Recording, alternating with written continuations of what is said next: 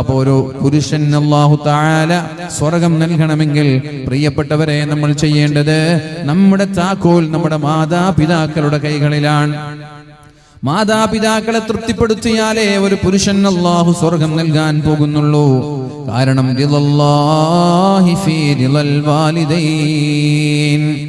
നമ്മളെ തസ്ബീഹ് മാല കയ്യിൽ പിടിക്കുന്നത് അല്ലാഹുവിന്റെ തൃപ്തി ആഗ്രഹിച്ചിട്ടാണെങ്കിൽ, 5 നേരം പള്ളിയിലേക്ക് പോകുന്നത് മാതാപിതാക്കളുടെ തൃപ്തി ആഗ്രഹിച്ചിട്ടാണെങ്കിൽ, പ്രിയപ്പെട്ടവരെ, അള്ളാഹുവിന്റെ തൃപ്തി പള്ളിയുടെ മുസല്ലയിലല്ല, മെഹ്റാബിലല്ല, തസ്ബീഹ് മാലയിലല്ല.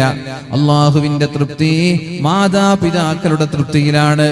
മാതാപിതാക്കളെ വേദനിപ്പിച്ച്, മാതാപിതാക്കളെ പ്രയാസപ്പെടുത്തി നിന്റെ കയ്യിലുള്ള തസ്ബീഹ് മാല അള്ളാഹുവിന് വേണ്ട. നീ പള്ളിയിലിരുന്ന് മെഹ്റാബിലിരുന്ന് സുജൂദിൽ കിടക്കുന്നത് അള്ളാഹുവിന് വേണ്ട. രാത്രി ഉറക്കമൊഴിച്ച് തഹജ്ജുദ് നിസ്കരിക്കുന്നത് പോലും അല്ലാഹുവിന് ആവശ്യമില്ല. പ്രിയപ്പെട്ടവരെ, റിളല്ലാഹി ഫീ റിളൽ വാലിദൈൻ. മാതാപിതാക്കളുടെ തൃപ്തിയുണ്ടായാൽ മാത്രമേ അല്ലാഹുവിന്റെ തൃപ്തിയുണ്ടാകുള്ളൂ എന്ന് മുഹമ്മദുർ റസൂലുള്ളാഹ്. ആരെങ്കിലും അല്ലാഹുവിന്റെ തൃപ്തി വേണം എന്ന് ആരെങ്കിലും ആഗ്രഹിക്കുന്നുവെങ്കിൽ, ആദ്യമായി നമ്മുടെ മാതാപിതാക്കളുടെ സമീപത്ത് പോയിട്ട് അവരോട് ചോദിക്കുക, എന്നെ കുറിച്ചുള്ള അഭിപ്രായം എന്താണ്? ഞാൻ നിങ്ങളോട് എന്തെങ്കിലും ചെയ്തു തരാനുണ്ടോ? വല്ല കടപ്പാടും നിങ്ങളോട് ചെയ്യാൻ ബാക്കിയുണ്ടോ? അങ്ങനെ മാതാപിതാക്കൾക്ക് നമ്മളെ കുറിച്ച് നല്ല അഭിപ്രായമാണെങ്കിൽ മാത്രമേ അള്ളാഹുവിന് നമ്മളെ കുറിച്ച് നല്ല അഭിപ്രായം ഉണ്ടാവുള്ളൂ. വസഖത്തുല്ലാഹി ഫീ സഖത്തുൽ വാലിദൈൻ. അള്ളാഹുവിന്റെ കോപം, അള്ളാഹുവിന്റെ വെറുപ്പ്, അള്ളാഹുവിന്റെ ദേഷ്യം അത് മാതാപിതാക്കളുടെ കോപത്തിലാണ്, മാതാപിതാക്കളുടെ ദേഷ്യത്തിലായിരിക്കുമെന്ന് പരിശുദ്ധ റസൂലുള്ളാഹി സ്വല്ലല്ലാഹു അലൈഹി വസല്ലം. അപ്പൊ എന്താ ചെയ്യേണ്ടത്? ഒരു പുരുഷനെ സംബന്ധിച്ചിടത്തോളം അവന് വലുത് അവന്റെ മാതാപിതാക്കളാണ്. ഒരു പെണ്ണിനെ സംബന്ധിച്ചിടത്തോളം അവൾക്ക് വലുത് അവളുടെ ഭർത്താവാണ്, അവളുടെ മാതാപിതാക്കളല്ല. ലോകാവസാനത്തിന്റെ അടയാളങ്ങളിൽ അള്ളാഹുവിന്റെ ഹബീബായ നബി തങ്ങൾ എണ്ണിയ ഒരു കാര്യമുണ്ട്.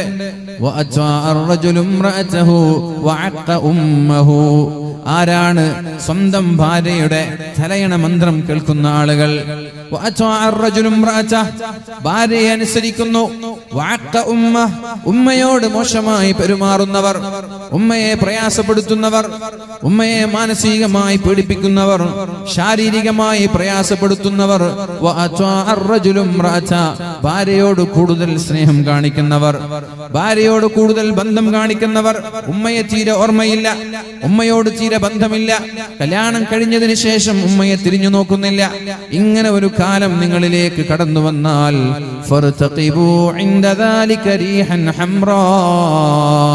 ശക്തമായ തീക്കാറ്റുകളെ നിങ്ങൾ പ്രതീക്ഷിക്കണമെന്ന് പരിശുദ്ധ റസൂലുള്ളാഹ്. ഭൂകമ്പങ്ങളെ പ്രതീക്ഷിക്കണേ. അല്ലാഹു തആല കുരങ്ങന്മാരാക്കി, പന്നികളാക്കി മനുഷ്യനെ കോലം മാറ്റി മറിക്കുന്ന ശിക്ഷയെ നിങ്ങൾ പ്രതീക്ഷിക്കണേ. ആകാശലോകങ്ങളിൽ നിന്ന് ലൂത്ത് നബി അലൈഹിസ്സലാമിന്റെ സമൂഹത്തിന് ചരൽക്കല്ലുകൾ കൊണ്ട് അല്ലാഹു നശിപ്പിച്ചതുപോലെ നമ്മുടെ സമൂഹത്തിലേക്കും ചരൽക്കല്ലുകൾ മഴയായി വർഷിപ്പിക്കപ്പെടുന്ന അല്ലാഹുവിന്റെ പ്രകൃതിയുടെ ദുരന്തത്തെ നിങ്ങൾ കാത്തിരിക്കണമെന്ന് മുഹമ്മദുർ റസൂലുള്ളാഹി സ്വല്ലല്ലാഹു അലൈഹി വസല്ലം. കല്യാണം കഴിഞ്ഞാൽ ഒരു ചെറുപ്പക്കാരന് ഭാര്യയല്ല വലുത്, വലുത് ഉമ്മയാണ്. ഉമ്മയോട് മോശമായിട്ട് പെരുമാറാം.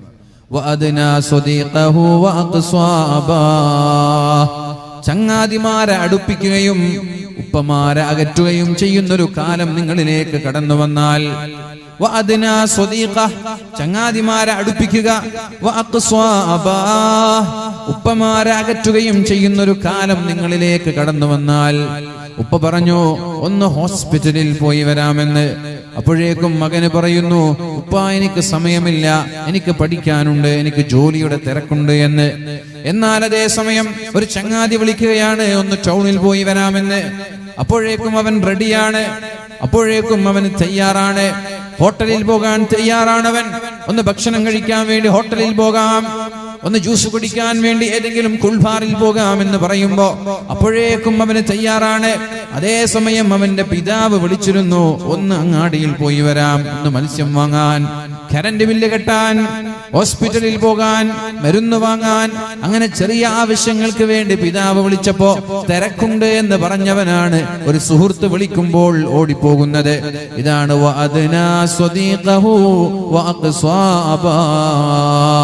ചങ്ങാതിമാരെ അടുപ്പിക്കുകയും ഉപ്പമാരെ അകറ്റുകയും ചെയ്യുന്ന ഒരു കാലം നിങ്ങളിലേക്ക് കടന്നു വന്നാൽ ഉപ്പമാരോട് തീരെ ബന്ധമില്ല, അവരുമായി തീരെ സഹവാസമില്ല, അവരുടെ കൂടെ സമയം ചെലവഴിക്കാറില്ല. പിന്നെയുള്ളത് ചങ്ങാതിമാരാണ്. അവർക്കാണ് നമ്മുടെ ജീവിതം, സമയവും എല്ലാം നമ്മൾ ചെലവഴിക്കുന്നത്, നമ്മുടെ സമ്പാദ്യം ചെലവഴിക്കുന്നത്. ഇങ്ങനെ ഒരു കാലം നമ്മളിലേക്ക് കടന്നു വരുമ്പോൾ തീക്കാറ്റുകളെയും ഭൂകമ്പങ്ങളെയും അല്ലാഹു തആല കോലം മറിക്കലിനെയും ജീവനോടെ അല്ലാഹു വിഴുങ്ങിക്കളയുന്ന പ്രകൃതിയുടെ പ്രതിഭാസത്തെയും കാത്തിരിക്കണമെന്ന് പരിശുദ്ധ റസൂലുള്ളാഹി സ്വല്ലല്ലാഹു അലൈഹി വസല്ലം. ഇതിൽ നിന്ന് മനസ്സിലാക്കേണ്ടത്, കല്യാണം കഴിയലോടുകൂടി നമ്മുടെ മാതാവിനെ, നമ്മുടെ പിതാവിനെ നമ്മൾ മാറ്റി നിർത്താൻ പാടില്ല. പുരുഷന്മാരുടെ പ്രത്യേകമായ ശ്രദ്ധയ്ക്കിത്.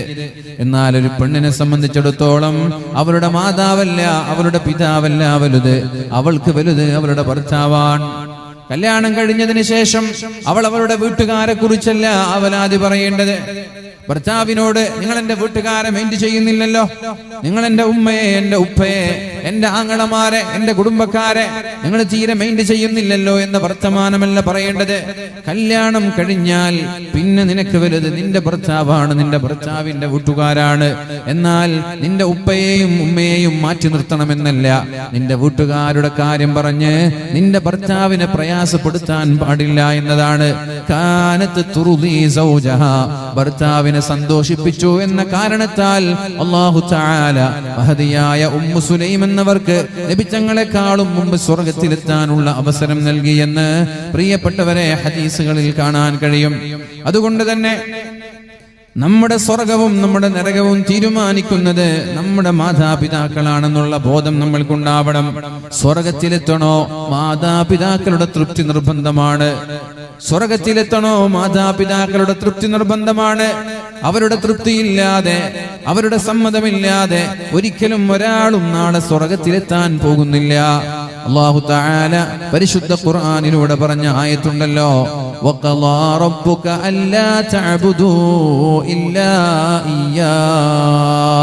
അല്ലാഹുവിനെ മാത്രമേ നമ്മൾ ആരാധിക്കാൻ പാടുള്ളൂ. ഒന്നാമതായി അല്ലാഹു പറയുന്നത് അല്ലാഹുവിനെ മാത്രമേ ആരാധിക്കാൻ പാടുള്ളൂ. പിന്നെ പറഞ്ഞു വബിൽ വാലിദൈനി ഇഹ്സാനാ, മാതാപിതാക്കളോട് നന്മ ചെയ്യണം. നോക്കൂ നിങ്ങളെ, അള്ളാഹുവിനെ ആരാധിക്കുന്നതിനോട് ചേർത്ത് പറയുകയാണ് മാതാപിതാക്കളോട് നന്മ ചെയ്യുന്നതിനെ കുറിച്ച്. അള്ളാഹുവുമായി ബന്ധപ്പെട്ട ആരാധനകളിൽ നിസ്കാരമല്ല വലുത്, നോമ്പല്ല വലുത്, സകാത്തല്ല വലുത്. അള്ളാഹുമായി ബന്ധപ്പെട്ട വിഷയങ്ങളിൽ ഒന്നാമത്തേത് തൗഹീദാണ്, ഒന്നാമത്തേത് ഏകനായ അള്ളാഹുവിനെ ആരാധിക്കലാണ്, ഒന്നാമത്തേത് ഷഹാദത്താണ്. എന്നാൽ അള്ളാഹുമായി ബന്ധപ്പെടാത്ത വിഷയങ്ങൾ അതിലൊന്നാമത്തേത് മാതാപിതാക്കളെ അനുസരിക്കലാണ്, മാതാപിതാക്കളോട് നന്മ ചെയ്യലാണ് എന്ന് മനസ്സിലാക്കണം. രണ്ട് കാര്യമാണ് ഇവിടെ പറഞ്ഞത്, ശ്രദ്ധിക്കുക. രണ്ട് കാര്യമാണ് ഇവിടെ പറഞ്ഞത്. ഒന്ന് ആരാധന, രണ്ടാമത്തേത് മാനേഴ്സ്. നമ്മൾക്ക് അങ്ങനെയാണല്ലോ, ഇബാദത്തുമുണ്ട്, മാനേഴ്സ് ഉണ്ട്, പെരുമാറ്റം. മാനേഴ്സ് എന്ന് പറഞ്ഞാൽ പെരുമാറ്റം. ഇത് രണ്ടാണ് ഒരു മനുഷ്യന്റെ ജീവിതം. ആരാധന എന്ന് വെച്ചാൽ നോമ്പ്, നിസ്കാരം, ഹജ്ജ്, സക്കാത്ത്, ഇതൊക്കെ ആരാധനകളാണ്. മാനേഴ്സ് എന്ന് പറഞ്ഞാൽ ഇടപാട് മാനേഴ്സിൽ പെട്ടതാണ്. കാണുമ്പോൾ സംസാരിക്കുന്നത്, കുടുംബ ബന്ധം പുലർത്തുന്നത്, മാതാപിതാക്കള്, ഭാര്യ, ഭർത്താവ്, മക്കള്, അധ്യാപകർ, ശിഷ്യന്മാര്, ഇങ്ങനെ മറ്റുള്ള വിഷയങ്ങളൊക്കെ നമ്മൾക്ക് മാനേഴ്സിൽ ഉൾപ്പെടുത്താം. എന്നാൽ ഇബാദത്തുകളിൽ ഏറ്റവും പ്രധാനം അള്ളാഹുവിനെ മാത്രം ആരാധിക്കുക എന്നുള്ളതാണ്. അള്ളാഹുവിനെ ആരാധിക്കാതെ അള്ളാഹുവിന്റെ കൂടെ മറ്റൊരാളെ പങ്കു ചേർത്തിട്ട് നമ്മൾ എത്ര നിസ്കരിച്ചിട്ടും കാര്യമില്ല, എത്ര സ്വതക്ക കൊടുത്തിട്ടും കാര്യമില്ല, എത്ര ഖുർആൻ ഓതിയിട്ടും കാര്യമില്ല, അള്ളാഹുവിന്റെ കൂടെ വേറൊരാളെ പങ്കു ചേർത്തിട്ട്. അപ്പൊ ഒന്നാമത്തേത് അള്ളാഹുവല്ലാതെ ഒരു ഇലാഹില്ല, ലാ ഇലാഹ ഇല്ലല്ലാഹ്. അതാണ്. ഇനി നോക്ക്, നമ്മുടെ മുആമലാത്തുകൾ, നമ്മുടെ ഇടപാടുകൾ, നമ്മുടെ സ്വഭാവം, നമ്മുടെ പെരുമാറ്റം, ഇതുമായി ബന്ധപ്പെട്ടതിൽ ഏറ്റവും പ്രധാനപ്പെട്ട പ്രവർത്തനം മാതാപിതാക്കൾക്ക് നന്മ ചെയ്യുക എന്നുള്ളതാണ്. ഇത് രണ്ടാണ് ഇവിടെ പറഞ്ഞത്. അള്ളാഹുവിന്റെ ആരാധനയോട് ചേർത്ത് വെച്ചിരിക്കുകയാണ്. ശിർക്ക് ചെയ്യാതിരിക്കൽ എത്രത്തോളം അള്ളാഹുമായി ബന്ധപ്പെട്ട് കിടക്കുന്നുണ്ടോ, ശിർക്ക് ചെയ്യൽ എത്രത്തോളം അപകടമാണോ, അതേപോലെ അപകടമാണ് മാതാപിതാക്കളോട് മോശമായി പെരുമാറുന്നത്. ശ്രദ്ധിക്കണേ പ്രിയപ്പെട്ടവരെ, ശ്രദ്ധിക്കണേ. ശിർക്ക് ചെയ്യൽ, അള്ളാഹുവിന്റെ കൂടെ മറ്റൊരാളെ പങ്കുചേർക്കൽ എത്രത്തോളം അപകടമാണോ അതിനേക്കാളും അപകടമാണ് മാതാപിതാക്കളോട് മോശമായി പെരുമാറുന്നത്. അള്ളാഹു ഒരു പക്ഷേ ശിർക്ക് ചെയ്ത ആളുകൾക്ക് അള്ളാഹു മാപ്പ് നൽകിയേക്കാം. അള്ളാഹുവിന്റെ കൂടെ മറ്റൊരാളെ പങ്കുചേർത്ത ആളുകൾ, അള്ളാഹുവിന്റെ കൂടെ വേറൊരു ഇലാഹുണ്ട് എന്ന് വിശ്വസിച്ച ആളുകൾ, അവർക്കൊരു പക്ഷേ അള്ളാഹു പുറത്തു കൊടുത്തേക്കാം. ഒരു പക്ഷേ എന്നല്ല, അയാൾ തൗബ ചെയ്ത് മടങ്ങിയാൽ അള്ളാഹു അയാൾക്ക് പുറത്തു കൊടുക്കും. എന്നാൽ മാതാപിതാക്കളോട് മോശമായി പെരുമാറിയ ആളുകൾക്ക് ഖിയാമത്ത് നാൾ വരെ ദുആ ചെയ്താലും അള്ളാഹു പുറത്തു കൊടുക്കാൻ പോകുന്നില്ല. ഏതുവരെ? മാതാപിതാക്കൾ അവരെ കുറിച്ച് നല്ലത് പറഞ്ഞാലല്ലാതെ, മാതാപിതാക്കൾ അവർക്ക് മാപ്പ് നൽകിയാലല്ലാതെ, മാതാപിതാക്കൾ അവർക്ക് പുറത്തു കൊടുത്താലല്ലാതെ അള്ളാഹു ഒരിക്കലും അവന് പുറത്തു കൊടുക്കാൻ പോകുന്നില്ല.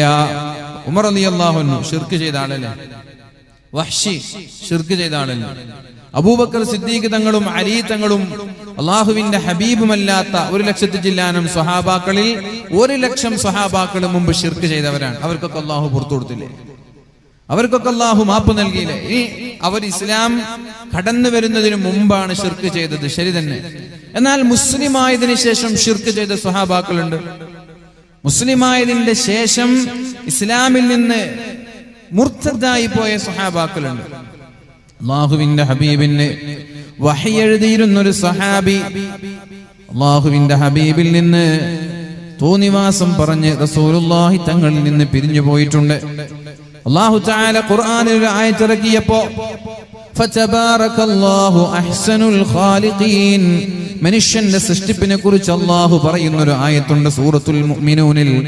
ആ ആയത്ത് ഇങ്ങനെ പറഞ്ഞപ്പോ ആ മനുഷ്യൻ, ആ സ്വഹാബി പറഞ്ഞു ഫതബാറകല്ലാഹു അഹ്സനുൽ ഖാലിഖീൻ, അല്ലാഹുവിന്റെ സൃഷ്ടിപ്പ് എത്ര മനോഹരമാണ്. നോക്കൂ നിങ്ങൾ, അള്ളാഹു ഇന്ദ്രിയത്തുള്ളിയിൽ നിന്ന് ഒരു രക്തകഷ്ണമാക്കി, രക്തക്കട്ടയിൽ നിന്ന് ഒരു മാംസകഷ്ണമാക്കി, മാംസകഷ്ണത്തെ പിന്നെ ആ മാംസകഷ്ണത്തിന് അള്ളാഹു എല്ലുകൾക്ക് അള്ളാഹു മാംസങ്ങൾ കൊണ്ട് ആവരണം ചെയ്തു. അങ്ങനെ അള്ളാഹു മനുഷ്യന്റെ ഭ്രൂണത്തിലുള്ള പ്രവർത്തനത്തെ ഓരോന്നിങ്ങനെ വർണ്ണിച്ചുകൊണ്ടിങ്ങനെ ആയത്തിറക്കിയപ്പോ സ്വാഭാവികമായിട്ട് ആരും പറയും അള്ളാഹുവിന്റെ സൃഷ്ടിപ്പ് ഭയങ്കര സംഭവം തന്നെ. ഇത് അറബിയിൽ ഇങ്ങനെ അള്ളാഹു ഇറക്കി കൊടുക്കണം. അല്ലാഹു തആല ഇന്ദ്രിയത്തുള്ളിയെ രക്തക്കട്ടയാക്കി മാറ്റിയെന്ന്. രക്തക്കട്ടയെ അല്ലാഹു മുൽഗ, ചവച്ചരച്ച മാംസം പോലെയാക്കി. എന്നിങ്ങനെ മനുഷ്യന്റെ സൃഷ്ടിപ്പിനെ കുറിച്ച് പറയുമ്പോൾ ഒരു സ്വഹാബി അല്ലാഹുവിന്റെ ഹബീബിന്റെ വഹി എഴുതിക്കൊണ്ടിരിക്കുകയാണ്. അദ്ദേഹം പറഞ്ഞു ഫതബാറകല്ലാഹു അഹ്സനുൽ ഖാലിഖീൻ, അല്ലാഹുവിന്റെ സൃഷ്ടിപ്പ് എത്ര മനോഹരമാണ് എന്ന്. അപ്പൊ നബി തങ്ങൾ ആ സ്വഹാബിയോട് പറഞ്ഞു ഉക്തുബ്, നീ പറഞ്ഞതുപോലെ എഴുത്. ഹാകദാ ഉൻസില, അല്ലാഹു ഇതേ വാക്കാണ് എനിക്ക് മറക്കി തന്നത്. മനസ്സിലായോ? വഹി എഴുതുന്ന സ്വഹാബി അയാളുടെ സ്വന്തം വാക്ക് പറഞ്ഞതാണ് ഫതബാറകല്ലാഹു അഹ്സനുൽ ഖാലിഖീൻ, പടച്ചോന്റെ സൃഷ്ടിപ്പ് ഭയങ്കര സംഭവം തന്നെ. നമ്മൾ മലയാളത്തിൽ അങ്ങനെ പറയും. ഇത് പറഞ്ഞപ്പോ നബി തങ്ങൾ പറഞ്ഞു ഉക്തുബ്, നീ അതേപോലെ എഴുത്, അല്ലാഹു എനിക്ക് അതേപോലെ ആയത്തിറക്കി തന്നു. അപ്പൊ ഈ മനുഷ്യന് ഖൽബിൽ ചെറിയൊരു ഈഗോ ഉണ്ടായി. നിങ്ങൾക്ക് വഹി ഇറങ്ങുന്നുവെങ്കിൽ എനിക്കും വഹി ഇറങ്ങുന്നു എന്ന് പറഞ്ഞു. ആരാ നോക്കണം? നബി തങ്ങളുടെ സ്വഹാബി എന്നതിലപ്പുറം വഹി എഴുതുന്ന ഒരാളാണ്. വഹി എഴുതുന്ന വിശ്വസ്തരായ ആളുകളെ അല്ലാതെ വഹി എഴുതാൻ ഏൽപ്പിക്കൂല. അങ്ങനെ വഹി എഴുതുന്ന ഒരു സ്വഹാബിയാണ് നിങ്ങൾക്ക് വഹി ഇറങ്ങുന്നുവെങ്കിൽ എനിക്കും വഹി ഇറങ്ങുന്നു എന്ന് പറഞ്ഞ് മുർത്തദായി പോകുന്നത്. നബി തങ്ങൾ അദ്ദേഹത്തെ വധിക്കാൻ കൽപ്പനയിട്ടു. അയാൾ എവിടെ കണ്ടാലും കൊല്ലണം. നബി തങ്ങളുടെ അടുത്ത് ഇറങ്ങിപ്പോയി. എവിടെ കണ്ടാലും അദ്ദേഹത്തെ വധിക്കണം എന്ന് നബി സല്ലല്ലാഹു അലൈഹി വസല്ലമ തങ്ങൾ പറഞ്ഞു. പക്ഷേ സ്വഹാബാക്കൾക്ക് വധിക്കാൻ കിട്ടിയില്ല. ഫത്ഹ് മക്ക, നബി തങ്ങൾ മക്ക കീഴടക്കി. ആളുകളൊക്കെ ഇങ്ങനെ ഒരുമിച്ച് കൂടിയ ഒരു സദസ്സിൽ മുഖം മൂടിയിട്ടിട്ട് ഒരാള് നബി തങ്ങളുടെ മുമ്പിലേക്ക് വന്നു. ഉസ്മാൻ റളിയല്ലാഹു അൻഹു അദ്ദേഹത്തിന്റെ കൂടെയുണ്ട്. എന്നിട്ട് ചോദിച്ചു, നബിയെ, ഇന്നാലിന്ന ഒരാൾക്ക് നിങ്ങൾ മാപ്പ് നൽകുമോ? ഇന്നാലിന്ന ഒരാൾക്ക് നിങ്ങൾ മാപ്പ് നൽകുമോ എന്ന് ചോദിച്ചു. നബി തങ്ങൾ ഒന്നും മിണ്ടിയില്ല. 10,000 കണക്കിന് സ്വഹാബാക്കൾ ഇങ്ങനെ നബി തങ്ങളെ നോക്കി നിൽക്കാൻ. നബി തങ്ങൾ സെന്ററിലുണ്ട്. ഇദ്ദേഹം വന്നിട്ട് രണ്ടാമതും ചോദിച്ചു, ഇന്നാലിന്ന വ്യക്തിക്ക് നബിയെ നിങ്ങൾ മാപ്പ് കൊടുക്കുമോ? നബി തങ്ങൾ ഒന്നും മിണ്ടിയില്ല. മൂന്നാമതും ചോദിച്ചു, യാ റസൂലല്ലാഹ്, ഇന്നാലിന്ന ഒരാൾക്ക് നിങ്ങൾ മാപ്പ് നൽകുമോ നബിയേ? അപ്പോഴാണ് നബി തങ്ങൾ മാപ്പ് കൊടുക്കും എന്ന് തലയാട്ടുന്നുണ്ട്. തലയാട്ടിയിട്ട് നബി തങ്ങൾ സ്വഹാബാക്കളോട് ചോദിച്ചൊരു ചോദ്യമുണ്ട്. എന്നോട് 3 തവണ ചോദിച്ചപ്പോ ഞാൻ തലയാട്ടാതിരുന്നത് നിങ്ങളിൽ ആരെങ്കിലും ചാടി വന്ന് ഇയാളുടെ തലവെട്ടട്ടെ എന്ന് ആഗ്രഹിച്ചിട്ടാണ്. നോക്കണം, എവിടെ കണ്ടാലും വധിക്കണമെന്ന് പറഞ്ഞ ആളാണ്, ഖുർആനിനെ നിഷേധിച്ച ആളാണ്. ഞാൻ 3 തവണ മാപ്പ് ചോദിച്ചപ്പോഴും മാപ്പ് കൊടുക്കാതെ മിണ്ടാതിരുന്നത് നിങ്ങളിൽ ആരെങ്കിലും ചാടി എണീറ്റ് ഇദ്ദേഹത്തെ തലവെട്ടട്ടെ എന്ന് ഞാൻ ആഗ്രഹിച്ചിട്ടാണ്. അപ്പോഴാണ് മഹാന്മാരായ സ്വഹാബാക്കൾ ചോദിച്ചത്, യാ റസൂലല്ലാഹ്, അങ്ങനെ നിങ്ങൾ ആഗ്രഹിച്ചിരുന്നുവെങ്കിൽ കണ്ണുകൊണ്ട് ആംഗ്യം കാണിക്കാമായിരുന്നില്ലേ?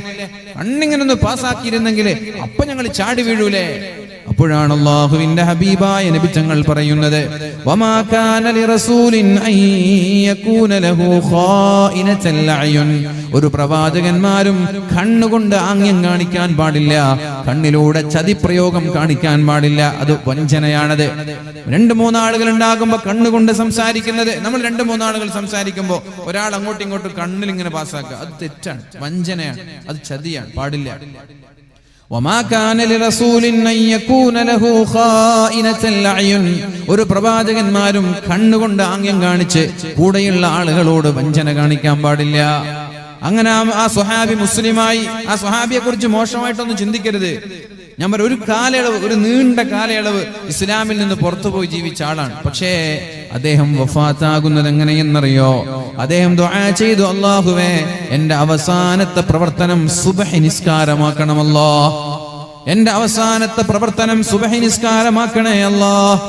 അല്ലാഹുവിന്റെ ഹബീബിന്റെ കാലം കഴിഞ്ഞു, സിദ്ദീഖ് തങ്ങളുടെ കാലം കഴിഞ്ഞു, ഉമർ തങ്ങളുടെ കാലം കഴിഞ്ഞു, ഉസ്മാൻ തങ്ങളുടെ കാലം കഴിഞ്ഞു, മഹാനായ അലി തങ്ങളുടെ കാലത്താണ് അദ്ദേഹം മരിക്കുന്നത്. എന്താണ് അദ്ദേഹം ദുആ ചെയ്തത്? അല്ലാഹുവേ, എന്റെ അവസാനത്തെ പ്രവർത്തനം സുബ്ഹി നിസ്കാരമാക്കണേ അല്ലാ. അങ്ങനെ ഒരു ദിവസം സുബ്ഹിക്ക് 1 റക്അത്ത് നിസ്കാരം കഴിഞ്ഞു, 2 റക്അത്ത് നിസ്കാരം കഴിഞ്ഞു, അത്തഹിയ്യാത്ത് കഴിഞ്ഞു, 1-ാമത്തെ സലാം വീട്ടി. 2-ാമത്തെ സലാമിന് മുമ്പ് ആ അത്തഹിയ്യാത്തിൽ വെച്ച് മരിച്ചുപോയ ആളാണ് ഈ സ്വഹാബി. അപ്പൊ ഞാൻ പറയുന്നത്, അള്ളാഹുവിനോട് ശിർക്ക് ചെയ്താൽ വരെ അള്ളാഹു മാപ്പ് നൽകുമെന്നാണ്. തൗബ ചെയ്ത് അള്ളാഹുവിലേക്ക് മടങ്ങാൻ തയ്യാറായാൽ. എന്നാൽ മാതാപിതാക്കളോട് മോശമായി പെരുമാറുന്ന ഒരാൾക്ക് അള്ളാഹു മാപ്പ് നൽകുമെന്ന് വിചാരിക്കരുത്. ഏതുവരെ? മാതാവിന്റെ പൊരുത്തമില്ലാതെ, പിതാവിന്റെ പൊരുത്തമില്ലാതെ ഒരിക്കലും അള്ളാഹു നമ്മൾക്ക് മാപ്പ് നൽകാൻ തയ്യാറല്ല. അതുകൊണ്ട് പ്രിയപ്പെട്ട സഹോദരിമാരെ, ചെറുപ്പക്കാരെ, ചെറുപ്പക്കാരികളെ, ഒരാളുടെയും കണ്ണീര് കുടിക്കരുത്. നമ്മുടെ മാതാപിതാക്കളുടെ കണ്ണീര് കുടിക്കരുത്. നമ്മൾ കാരണത്താൽ നമ്മുടെ മാതാവിന്റെ, പിതാവിന്റെ ഒരു തുള്ളി കണ്ണുനീര് ഭൂമിയിലേക്ക് ഇറ്റ് വീണാൽ ആ കണ്ണുനീർ തുള്ളി മതി ഈ ലോകം മുഴുവനും കത്തിച്ചാമ്പലാവാനുള്ള ശാപം നമ്മൾ അനുഭവിക്കാൻ. മാതാപിതാക്കൾക്ക് വിഷമമുള്ള കാര്യം ചെയ്ത് അവര് പറയുന്നത് കേൾക്കാതെ, അവര് പറയുന്നത് അനുസരിക്കാതെ, അവരോട് ധിക്കാര മനോഭാവത്തോടെ പെരുമാറുന്ന ചെറുപ്പക്കാരെ, അവരോടൊരു കണ്ണുനീർ തുള്ളി മതി നമ്മുടെ ഭാവി ജീവിതം വഴിയിൽ മുടങ്ങാൻ വേണ്ടി, നമ്മുടെ പുരോഗതികൾ തടസ്സമായി നിൽക്കാൻ വേണ്ടി. അവരുടെ പ്രാർത്ഥനകൾ, അവരുടെ സഹായമില്ലാതെ ഒരാൾക്കും മുന്നോട്ട് പോവാൻ കഴിയില്ല. അതുകൊണ്ട് നമ്മുടെ മാതാപിതാക്കളാണ് നമ്മുടെ സ്വർഗവും നമ്മുടെ നരകവും എന്ന് മനസ്സിലാക്കണം. അല്ലാഹു തആല അവരെ ആദരിക്കാനും അവരോട് മാന്യമായി പെരുമാറാനും അല്ലാഹു നമ്മൾക്ക് തൗഫീഖ് നൽകി അനുഗ്രഹിക്കട്ടെ. ഇവിടെ ഖുർആനിൽ എന്താ അല്ലാഹു പറയുന്നത്? വഖളാ റബ്ബുക അല്ലാ തഅബുദൂ ഇല്ലാ ഇയ്യാ. നിങ്ങൾ അല്ലാഹുവിനെ അല്ലാതെ വേറെ ഒരാളെയും ആരാധിക്കാൻ പാടില്ല. അതിനോട് ചേർത്ത് പറയുകയാണ്, അതിനോട് അല്ലാഹു ചേർത്ത് പറയുകയാണ്, വബിൽ വാലിദൈനി ഇഹ്സാനാ. മാതാപിതാക്കളോട് നന്മ ചെയ്യണമെന്നാ പറയുന്നത്. നന്മ, മാതാപിതാക്കളോട് മോശമായിട്ട് പെരുമാറരുത് എന്നല്ല, മോശമായി പെരുമാറരുത് എന്നല്ല. വബിൽ വാലിദൈനി ഇഹ്സാനാ, മാതാപിതാക്കളോട് നിങ്ങൾ നന്മ ചെയ്യണം, അവരെ വിഷമിപ്പിക്കരുത് എന്നല്ല. എന്നിട്ട് അല്ലാഹു പറയുന്നു, ഇമ്മാ യബ്ലുഗന്ന ഇൻദകൽ കിബറ അഹദുഹുമാ ഔ കിലാഹുമാ. നിങ്ങളിൽ ആർക്കെങ്കിലും ഒരാൾക്ക് 60 വയസ്സിന്റെ മുകളിലുള്ള ഉമ്മയെയോ ഉപ്പയെയോ ലഭിക്കുകയാണെങ്കിൽ, വയസ്സെന്ന് പറഞ്ഞാൽ എപ്പോഴാ തുടങ്ങാം? ഒരാളെ വയസ്സൻ എന്നെപ്പോഴാ വിളിക്കുക? താടിമുടി നിരച്ചത് കൊണ്ട് വയസ്സെന്ന് വിളിക്കാൻ പറ്റൂല. അങ്ങനെയൊക്കെ എന്നൊക്കെ വയസ്സെന്ന് വിളിക്കേണ്ട സമയമായി. താടിമുടി ഒന്നും നിരക്കാൻ ബാക്കിയില്ല. താടിമുടി നിരക്കലല്ല വയസ്സന്റെ അടയാളം. വയസ്സൻ എന്ന് പറയുന്നത് 60 വയസ്സ് കഴിഞ്ഞ ആളുകളെയാണ്. 60 കഴിഞ്ഞ പിന്നെ വയസ്സനാണ്. അയാളുടെ താടിമുടി കറുത്തിട്ടാണെങ്കിലും അയാൾ വയസ്സൻ തന്നെയാണ്, അല്ലെ? അയാളുടെ താടിമുടി കറുത്താലും അയാൾ വയസ്സൻ തന്നെയാണ്. ഇനി ആർട്ടിഫിഷ്യലി കറുത്താലും നാച്ചുറലി കറുത്താലും അത് വയസ്സൻ തന്നെയാണ്. 60 കഴിഞ്ഞ പിന്നെ വയസ്സനായി എന്നുള്ളൊരു ബോധം നമ്മൾക്ക് ഉണ്ടാവണം. നമ്മളിങ്ങനെ കണ്ണാടൊക്കെ നോക്കും, മാഷാ അല്ലാഹ്, അല്ല മമ്മൂട്ടിനെ പോലെ ഉണ്ടല്ലോ നമുക്ക് തോന്നും. എന്നാലും 60 കഴിഞ്ഞാൽ ഞാൻ വയസ്സനാണ് എന്ന് നമ്മൾ മനസ്സിലാക്കിക്കൊള്ളണം. ഇനി മമ്മൂട്ടി ആണെങ്കിലും 60 കഴിഞ്ഞാൽ മൂപ്പരും വയസ്സൻ തന്നെ.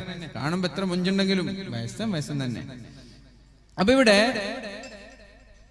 60 വയസ്സ് കഴിഞ്ഞ ഉമ്മയെയോ 60 വയസ്സ് കഴിഞ്ഞ ഉപ്പയെയോ നിങ്ങൾക്ക് ആർക്കെങ്കിലും കിട്ടിയാൽ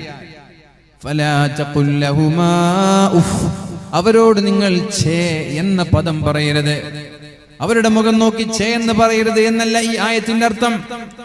ഉമ്മയും ഉപ്പയും ഉണ്ടാകുമ്പോ അങ്ങനെ പറയരുതെന്നല്ല. അവരൊരു കാര്യം പറഞ്ഞാൽ മുഖം തിരിച്ച് കളയാൻ പാടില്ല. ഉമ്മ പറഞ്ഞു മകളോട് TV ഓഫ് ആക്കിയിട്ട് വാടി എന്ന് പറഞ്ഞു. TV ഓഫ് ആക്കിയിട്ട് വേഗം വാ എന്ന് പറയുമ്പോ മുഖം ചോദിച്ചു, ഒരു പണ്ടരം പിടിച്ചു. ഉമ്മന്റെ മുമ്പിൽ നല്ലൊരു പണ്ടരം പിടിച്ചു. TV നോക്കാനും വിടൂല. അതാണ് ചേ എന്ന് പറയുന്നത്. ഉമ്മാന്റെ മുഖം നോക്കിയിട്ട് ചേന്ന് പറയണമെന്നില്ല. നിങ്ങൾ റൂമിൽ ഇരുന്നിട്ട് ചേന്ന് പറഞ്ഞാലും മതി. 24 മണിക്കൂർ മൊബൈൽ തന്നെയല്ലേ. അപ്പൊ ദേഷ്യം വന്നിട്ട് നിങ്ങളൊക്കെ എപ്പോ നോക്കിയാൽ നിങ്ങൾ കലമ്പൽ തന്നെ, നിങ്ങൾക്ക് ഒരു മാന്യായിട്ടൊരു വർത്താനം പറഞ്ഞുകൂടെ എന്ന് വെച്ച് മൊബൈലൊക്കെ വലിച്ചെറിയും ചില പെണ്ണുങ്ങൾ. കുട്ടികൾ വീടടിച്ചു വാരാൻ വിളിച്ചു, പാചകം ചെയ്യാൻ വിളിച്ചു, എന്തെങ്കിലും വെറുതെ കിടന്നുറങ്ങുമ്പോ എപ്പോ നോക്കിയാലും ഉറക്കന്നല്ലേ. ഇങ്ങെന്താണ് ഉമ്മ എപ്പോഴും ഇങ്ങനെ കുറ്റം പറയുന്നത് എന്ന് പോലും പറയാൻ പാടില്ല. ഈ ചേ എന്താ? ഈ ചേ എന്ന് പറഞ്ഞാല് ഉമ്മാന്റെ മുഖത്ത് നോക്കി ചേ എന്ന് പറഞ്ഞാലേ തെറ്റുള്ളൂ, ബാക്കിയൊക്കെ പറയാനാണോ? അല്ല. ഈ ചേ എന്നത് കൊണ്ട് ഉദ്ദേശം ഒന്ന് മുഖം ചൊളിക്കാൻ പോലും പാടില്ല. അവര് പറഞ്ഞത് നിങ്ങൾക്ക് ഇഷ്ടപ്പെട്ടില്ലെങ്കിലും നിങ്ങളുടെ മനസ്സിൽ അവരോടൊരു വെറുപ്പ് തോന്നാൻ പാടില്ല എന്നാണ് ഇതിന്റെ അർത്ഥം.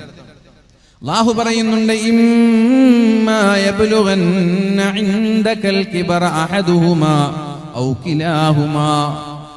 ഒന്നുകിൽ ഉമ്മയോ ഉപ്പയോ അല്ലെങ്കിൽ രണ്ടുപേരും വാർദ്ധക്യകാലത്ത് പരിപാലിക്കാനും നന്മ ചെയ്യാനും അവരെ ശുശ്രൂഷിക്കാനും നിങ്ങൾക്ക് അവസരം ലഭിച്ചാൽ ഫലാ തഖുൽ ലഹുമാ ഉഫിൻ, അവരോട് നിങ്ങൾക്ക് ഒരു പുച്ഛമായ മനോഭാവം ഉണ്ടാവരുത്. അവരൊരു പക്ഷേ ബെഡിൽ മൂത്രമൊഴിച്ചേക്കാം. അവരൊരു പക്ഷേ നല്ല വസ്ത്രം ധരിക്കാതെ നിങ്ങളുടെ ഗസ്റ്റിന്റെ മുന്നിലേക്ക് കടന്നു വന്നേക്കാം. ഒരു പക്ഷേ നിങ്ങളുടെ വീടൊക്കെ വൃത്തികേടാക്കി അവർ നടന്നേക്കാം. എന്നാലും നിങ്ങളുടെ ഖൽബിൽ അവരോട് ഒരു വെറുപ്പിന്റെ ഒരംശം പോലും ഉണ്ടാവാൻ പാടില്ല എന്നാണ് പരിശുദ്ധ ഖുർആനിലൂടെ അല്ലാഹു പറയുന്നത്. വലാ തൻഹറുഹുമാ, അവരോട് നിങ്ങൾ ഒച്ച വെച്ച് സംസാരിക്കരുത്. അവരെ നിങ്ങൾ വെറുപ്പിക്കരുത്. അവർക്ക് മാനസികമായി പ്രയാസം ഉണ്ടാകുന്ന ഒരു കാര്യം പോലും ചെയ്യാൻ പാടില്ല. ശ്രദ്ധിക്കണം പ്രിയപ്പെട്ടവരെ. മഹാനായ അബ്ദുല്ലാഹി ഇബ്നു അബ്ബാസ് റളിയല്ലാഹു അൻഹു പറയുന്നുണ്ട്, ഈ ആയത്തിന്റെ വിശദീകരണത്തിൽ തഫ്സീറിലാ പറയുന്നത്, വബിൽ വാലിദൈനി ഇഹ്സാനാ, മാതാപിതാക്കളോട് നന്മ ചെയ്യണമെന്നുള്ള ആയത്തിന്റെ കീഴിൽ മഹാനായ അബ്ദുല്ലാഹി ഇബ്നു അബ്ബാസ് തങ്ങൾ പറയുന്ന ഒരു സംഭവമുണ്ട്. ലാ തൻഫൽ സൗബക അമാമഹുമാ ഫയുസീബഹൽ ഗുബാറു. നിങ്ങളെ ബെഡ്ഷീറ്റ് ഇങ്ങനെ മടക്കുമ്പോൾ, നിങ്ങളുടെ ബെഡ്റൂം ക്ലീൻ ചെയ്യുമ്പോൾ അവിടെയുള്ള ബ്ലാങ്കറ്റ് പോലും നിങ്ങളുടെ ഉമ്മയോ ഉപ്പയോ തൊട്ടടുത്തുണ്ടെങ്കിൽ ആ ബ്ലാങ്കറ്റ് പോലും കുടയാൻ പാടില്ല. നിങ്ങളുടെ ചുരിദാറ്, നിങ്ങളുടെ കുപ്പായം, നിങ്ങളുടെ തോർത്തുമുണ്ട് നിങ്ങളുടെ മാതാപിതാക്കൾ അടുത്തുണ്ടെങ്കിൽ അവരുടെ മുമ്പിൽ വെച്ച് വസ്ത്രം കുടയാൻ പോലും പാടില്ല. ആരാ പറയുന്നത്?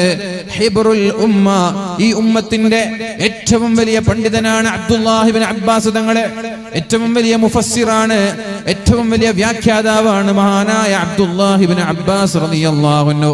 ആ അബ്ബാസ് തങ്ങളാണ് പറയുന്നത്, വഖളാ റബ്ബുക ബിൽ വാലിദൈനി ഇഹ്സാനാ, നിങ്ങൾ നിങ്ങളുടെ മാതാപിതാക്കളോട് നന്മ ചെയ്യണമെന്നുള്ള ആയത്തിന്റെ താഴെ പറയുകയാണ്, നിങ്ങളുടെ വസ്ത്രം പോലും അവരുടെ മുന്നിൽ വെച്ച് കുടയാൻ പാടില്ല, ബ്ലാങ്കറ്റ് കുടയാൻ പാടില്ല, പാത്രം കുടയാൻ പാടില്ല.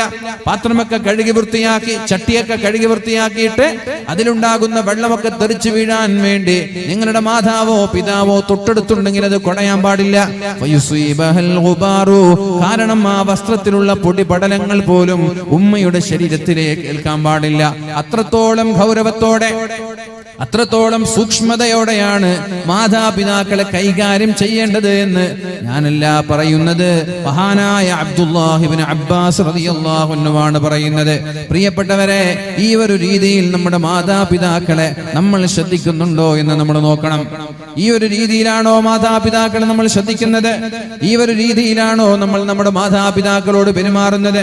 പിന്നെ പറഞ്ഞു വഖുൽ ലഹുമാ ഖൗലൻ കരീമാ, മാതാപിതാക്കളോട് നല്ല വാക്കേ പറയാൻ പാടുള്ളൂ, മോശമായ വർത്തമാനങ്ങൾ പറയാൻ പാടില്ല, വെറുപ്പിന്റെ വാക്കുകൾ പറയാൻ പാടില്ല, ദേഷ്യം പിടിച്ച് വർത്തമാനം പറയാൻ പാടില്ല, ദേഷ്യത്തോടവരോട് ഒരു വാക്ക് പോലും നിങ്ങൾ പറയാൻ പാടില്ല.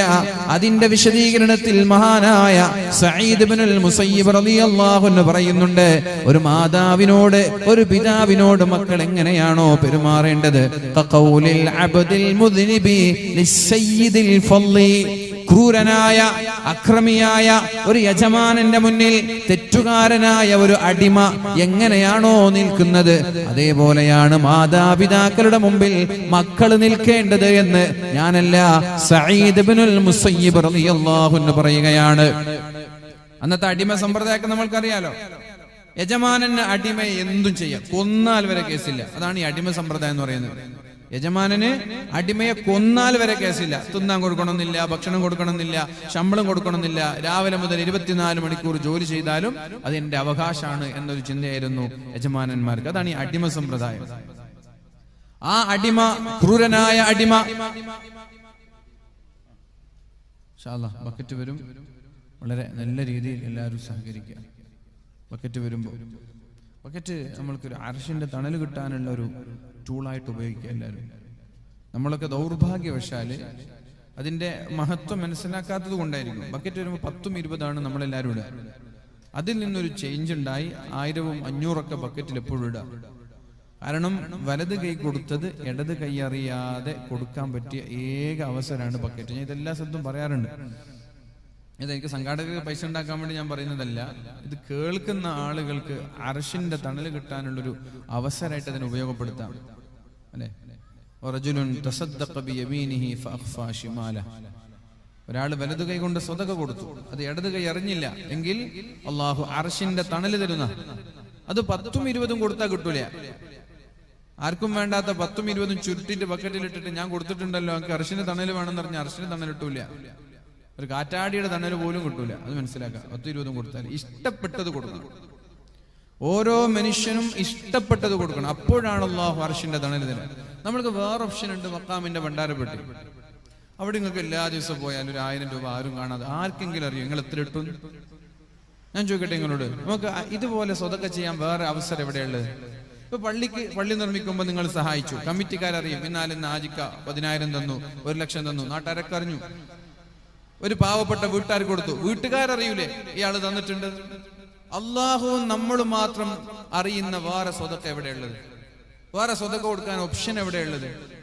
ബാങ്കിൽ ഇട്ട് കൊടുത്താലോ വീട്ടുകാരറിയും, ഇന്നാലിന്ന് വീട്ടുകാരാണ്, ഇന്നാലിന്ന് മനുഷ്യനായിട്ടെന്ന് ബാങ്ക് അക്കൗണ്ടിൽ പേരുണ്ടാവില്ലേ? മെസ്സേജ് വരുമ്പോ ഇന്നാലിന്ന് മുഹമ്മദാണ് ട്രാൻസ്ഫർ ചെയ്തത് 1000 രൂപ. നമുക്ക് എവിടെ ഓപ്ഷൻ ഉണ്ട്? വലത് കൈ കൊടുത്തത് ഇടത് കൈ അറിയാതെ സ്വതക്ക ചെയ്യണമെന്നാ പറഞ്ഞത്. നിങ്ങൾ എപ്പോ മക്ബറയിലേക്ക് പോയാലും 1000 രൂപ മക്ബറയിലിടുന്നു, ആരും അറിയില്ല ആരിട്ടു. കമ്മിറ്റിക്കാർ എണ്ണുമ്പോൾ ആരാണ് ഈ 1000 ഇട്ടത്, ആരാണ് 10,000 ഇട്ടെന്ന് കമ്മിറ്റിക്കാർക്ക് അറിയില്ല. അങ്ങനെ നിങ്ങൾ മരിക്കുന്ന സമയത്ത് ഒരു 100 വട്ടമെങ്കിലും ആ മക്കാമിൽ പോയിട്ട് 1000 രൂപ ഇട്ടിട്ടുണ്ടെന്ന് വിചാരിക്കുക. 1 ലക്ഷം രൂപ ആയോ? 1 ലക്ഷം രൂപ ആയോ? 100 വട്ടം 1000 രൂപ ഇട്ടാല് 1 ലക്ഷം രൂപ ആയില്ലേ? അപ്പൊ നിങ്ങള് അള്ളാഹു മാത്രം അറിയുന്ന 1 ലക്ഷം രൂപ നിങ്ങൾ സ്വതക്ക കൊടുത്തിട്ടുണ്ട്. വേറെ ആരും അറിയില്ല. അള്ളാഹു നിങ്ങൾ മാത്രം അറിയുന്ന 1 ലക്ഷം രൂപ സ്വതക്ക നിങ്ങൾ ഭണ്ഡാരപ്പെട്ടിയിൽ ഇട്ടിട്ടുണ്ട്. അത് നല്ലൊരു സ്വതക്കല്ലേ? 1,00,000 എന്ന് പറയുന്നത് ചില്ലറയാണോ? നല്ല സ്വതക്കയല്ലേ? ഒരു വാല്യബിൾ ആയിട്ടുള്ള എമൗണ്ട് അല്ലേ? ഇത് മതി നാളെ അർശിന്റെ തണൽ കിട്ടാൻ. അതുകൊണ്ട് ഇതുപോലെയുള്ള സ്വതക്കുകൾ ഒരുപാട് ചെയ്യാം. ബക്കറ്റ്, കവറ്, ഭണ്ഡാരപ്പെട്ടി, ഈ ഒരു അവസരങ്ങൾ നമ്മൾ ഉപയോഗപ്പെടുത്തുക. അവിടെ 10ഉം 20ഉം കൊടുക്കരുത്. ഒരു കാരണവശാലും അവിടെ 10ഉം 20 ഇട്ടിട്ട് അതിനെ നമ്മൾക്ക് ലഭിക്കുന്ന മഹത്വം നമ്മൾ നഷ്ടപ്പെടുത്തരുത്. അള്ളാഹു നമ്മൾക്ക് ഇപ്പൊ ഇന്ന് ബക്കറ്റ് പോയിട്ടുണ്ടാവും. എന്തായാലും നാളത്തെ കാര്യം, ഇനി വരാനുള്ള കാര്യമൊക്കെ ഞാൻ പറയാണ്. നിങ്ങൾക്ക് എന്തെങ്കിലും ഒരു ആവശ്യമുണ്ടോ? മക്കളില്ലാത്ത ആളുകളുണ്ടാവും. എന്താ ചെയ്യേണ്ടത്? അവിടെ മക്കാമിൽ പോയി ഒരു 10,000 രൂപ ചുരുട്ടി ആ ബക്കറ്റിലിടും. ആരും അറിയണ്ട. നിങ്ങളും നിങ്ങളുടെ റബ്ബും മാത്രം അറിഞ്ഞാൽ മതി. ആ സദസ്സിൽ വെച്ച് പടച്ചോനോട് ദ്വാരക്ക്, പടച്ചോൻ എനിക്ക് മക്കളെ തരണം. ഈ സ്വതക്ക ഞാനും നീയുമല്ലാതെ വേറൊരാളും അറിയില്ല. സ്വീകരിക്കുന്നു 100% ഉറപ്പാ. ഈ പള്ളിക്ക് നിങ്ങൾ 1,00,000 കൊടുത്തു സ്റ്റേജിൽ നിന്ന്, സ്വീകരിക്കുന്നു 1% പോലും ഉറപ്പില്ല. സ്വീകരിക്കുമെന്ന് 1% പോലും ഉറപ്പില്ല. കാരണം എന്തേ? നമ്മുടെ മനസ്സിന്റെ ചെറിയൊരു നീയത്ത് മാറിയാൽ ആ സ്വതക്ക കൊടുത്തതിന് കൂലി കിട്ടുന്നതിന് പകരം അള്ളാഹു ശിക്ഷയായിരിക്കും തരാം. ചെറിയൊരു നീയത്ത് മാറിപ്പോയാൽ മതി. കാരണം കുറെ ആളുകൾ കണ്ടതാണ്. പക്ഷെ നേരെ മറിച്ച് വക്കാമുകളില് ബക്കറ്റുകളൊക്കെ ആരും കാണൂല, നമ്മളും അള്ളാഹു അല്ലാതെ. അപ്പൊ നമ്മൾ അവിടെ 10,000 രൂപ ഇട്ടു. ആരും കണ്ടോ? ഇല്ല. അള്ളാഹു ഞാനും മാത്രം അറിഞ്ഞ സ്വതക്കയാണ്. എന്നിട്ട് അവിടെ വെച്ചത് ആർക്ക്? പഠിച്ചോ, എനിക്ക് നീ കുട്ടിയെ തരണം. അള്ളാഹുവേ, എനിക്ക് നീ കുട്ടിയെ തരണം. അല്ല തരും, അല്ല തരും. നിങ്ങൾ നോക്കിക്കോളൂ, അല്ല തരും. അതുകൊണ്ട് മരിക്കുന്നതിന് മുമ്പായി ഇതുപോലെയുള്ള ഒരുപാട് സ്വതക്കകൾ നമ്മൾ ഒരുമിച്ച് കൂട്ടാം. ആരും കാണാത്ത, അള്ളാഹുവും നമ്മളും മാത്രം അറിയുന്ന ഒരുപാട് മൂല്യമുള്ള വാല്യബിളായ സ്വതക്കകൾ ഒരുമിച്ച് കൂട്ടുക. അല്ലാഹു റബ്ബ് സുബ്ഹാനഹു വ തആല തൗഫീഖ് നൽകട്ടെ. അപ്പൊ വഖുല്ലഹുമാ ഖൗലൻ കരീമാ, നിങ്ങൾ നിങ്ങളുടെ മാതാപിതാക്കളോട് വളരെ മാന്യമായ രീതിയിലാണ് സംസാരിക്കേണ്ടത്. ഈ ഹദീസിന്റെ വിശദീകരണത്തിലാണ് സഈദ് ഇബ്നുൽ മുസയ്യിബ് റളിയല്ലാഹു അൻഹു പറയുന്നത്, എങ്ങനെയാണോ ഒരു അക്രമിയായ യജമാനന്റെ മുന്നിൽ തെറ്റുകാരനായ അടിമ നിൽക്കുന്നത്, അതുപോലെയാണ് മക്കൾ മാതാപിതാക്കളുടെ മുമ്പിൽ നിൽക്കേണ്ടത്. അല്ലെ, ഒരു പോലീസ് സ്റ്റേഷനിൽ പോയാല് അവിടെ നമ്മളിങ്ങനെ മടക്കി കുത്തി നിൽക്കുവോ? പോലീസ് സ്റ്റേഷനിൽ പോലീസ് വിളിച്ചു, എന്തിന്? നിങ്ങൾക്ക് എന്തോ ലൈസൻസ് ഇല്ലാതെ വണ്ടി ഓടിച്ചതിന്റെ പേരിൽ. അല്ലെങ്കിൽ ഏതെങ്കിലും 2 പേര് അടിപിടി കൂടി ഉണ്ടായ കേസിൽ പോലീസ് സ്റ്റേഷനിൽ വിളിച്ചു, നിങ്ങൾ മടക്കി കുത്തിയിട്ട് ഇങ്ങനെ നിൽക്കും. നിങ്ങളെ രക്ഷപ്പെടുത്താൻ 2-3 രാഷ്ട്രീയ നേതാക്കന്മാർ അപ്പുറം ഉണ്ടെങ്കിൽ, നിങ്ങൾ ഒറ്റയ്ക്കാണെങ്കിലും ഇങ്ങനെ പേടിച്ചിക്കൂലേ? അല്ല സാറേ, ഇല്ല സാർ എന്നൊക്കെ പറഞ്ഞിട്ട് ഭയങ്കര കൈകൂപ്പി പേടിച്ചിക്കൂലേ? എങ്ങനെയാണ് ഒരു തെറ്റുകാരനായ ഒരു മനുഷ്യൻ പോലീസ് സ്റ്റേഷനിൽ പോയാൽ നിൽക്കുക? അതുപോലെ മാതാപിതാക്കളുടെ മുമ്പിൽ മക്കൾ നിൽക്കണമെന്ന്, അതുപോലെ നിൽക്കണമെന്നാണ് മഹാനായ സഈദ് ഇബ്നുൽ മുസയ്യിബ് റളിയല്ലാഹു അൻഹു പറയുന്നത്. വഖ്ഫിദ് ലഹുമാ ജനാഹദ്ദുല്ലി മിനർ റഹ്മ, അവരോട് നിങ്ങൾ കാരുണ്യം കാണിക്കണം. അവർക്ക് നിങ്ങൾ അനുഗ്രഹത്തിന്റെ, കാരുണ്യത്തിന്റെ ചിറകുകൾ വിരിച്ചു കൊടുക്കണം. വഖുർ റബ്ബി റഹംഹുമാ കമാ റബ്ബയാനി സ്വഗീറാ, നിരന്തരമായി ദുആ ചെയ്യണം. അല്ലാഹുവേ, എൻ്റെ മാതാപിതാക്കൾക്ക് നീ കാരുണ്യം ചെയ്യണേ അല്ലാഹ്. 5 നേരം നിസ്കരിച്ച് ഈ ഒരു പ്രാർത്ഥന പ്രാർത്ഥിക്കാതെ ആരെങ്കിലും നിസ്കാരം കഴിഞ്ഞ് എണീറ്റ് പോയാൽ അവരുടെ നിസ്കാരം പരിപൂർണമല്ല എന്നാണ് മഹാന്മാരായ പണ്ഡിതന്മാര് പഠിപ്പിക്കുന്നത്. ഒരാളെ നിസ്കരിച്ചു, ഉസ്താദുമാരുടെ മഅ്മൂമായി നിസ്കരിച്ചു. ഉസ്താദ് ദുആ ചെയ്യാൻ മറന്നു. റബ്ബി റഹംഹുമാ കമാ റബ്ബയാനി സ്വഗീറാ, നിങ്ങൾ ദുആർക്കാൻ മറന്നു. നിസ്കാരം പരിപൂർണമല്ല എന്നാണ്. മാതാപിതാക്കൾക്ക് വേണ്ടി പ്രാർത്ഥിക്കാത്ത നിസ്കാരം പരിപൂർണമല്ല. നിസ്കാരം സ്വഹീഹാണോ? സ്വഹീഹാണ്, പക്ഷെ പരിപൂർണമല്ല. അതുകൊണ്ട് 5 നേരം നമ്മൾ അള്ളാഹുവിന് വേണ്ടി സുജൂദ് ചെയ്താൽ, അത് കഴിഞ്ഞ് സലാം വീട്ടുമ്പോ നമ്മുടെ മാതാപിതാക്കളെ ഓർക്കാതെ, നമ്മുടെ ഉമ്മയെ ഓർക്കാതെ, നമ്മുടെ പിതാവിനെ ഓർക്കാതെ എണീറ്റു പോകുന്നവന്റെ നിസ്കാരം പോലും പരിപൂർണമല്ല എന്നാണ് മഹാന്മാരായ പണ്ഡിതന്മാര് നമ്മോട് പഠിപ്പിച്ചു തരുന്നത്.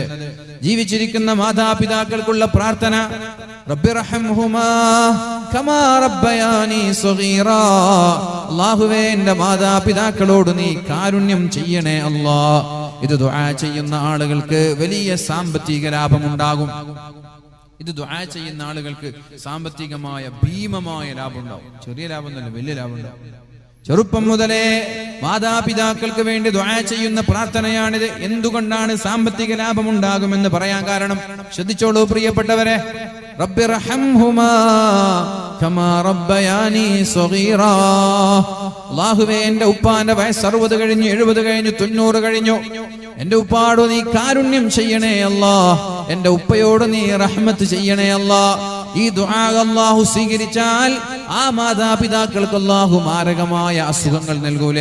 കാരുണ്യം ചെയ്യാന്ന് പറഞ്ഞാൽ എന്താണ്? ഉപ്പമാരെ വേദനിപ്പിക്കരുത്, അവർക്ക് അസുഖങ്ങൾ നൽകരുത്, അവരെ സാമ്പത്തികമായി പ്രയാസപ്പെടുത്തരുത്, ശാരീരികമായി പ്രയാസപ്പെടുത്തരുത്, മാനസികമായി പ്രയാസപ്പെടുത്തരുത്. അവരുടെ വാർദ്ധക്യകാലത്ത് വലിയ രോഗങ്ങളൊന്നും വരാതെ അവരെ സംരക്ഷിക്കണം. മരിക്കാനുള്ള പ്രായമായാൽ ആഖിബത്ത് നന്നായി മരിക്കാനുള്ള തൗഫീഖ് നൽകണം. ഈ ദുആ അല്ലാഹു സ്വീകരിച്ചാൽ നമ്മുടെ മാതാപിതാക്കൾ മാരകമായ രോഗങ്ങളിൽ നിന്ന് രക്ഷപ്പെടും. അത് മക്കൾക്ക് ലാഭമല്ലേ?